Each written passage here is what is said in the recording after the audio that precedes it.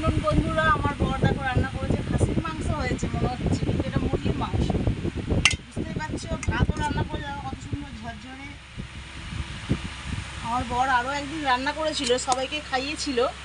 সেবার মারা দীঘার থেকে ফিরছিল তখন, আর এবার মারা তারাপীঠে বেড়াতে গেছে, এখন রান্না করেছে। এই আমি অফিস থেকে ফিরে এসে দেখো বরের রান্না করা ভাত খাচ্ছি, দেখেছো কি সৌভাগ্য আমার।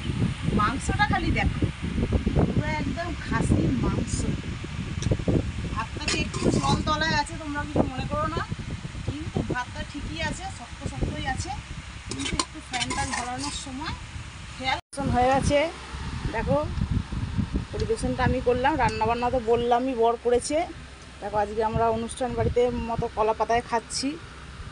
আমার কলা পাতায় খেতে ভালোই লাগে, আবার সবচেয়ে বড় কথা আবার খেয়ে দিয়ে আবার বাসন মাজতে হবে তো, কুড়ে তো আমি, ওই জন্য আমি কলা পাতা মা দুটো রেখে গেছিলো, ওতেই খাচ্ছি।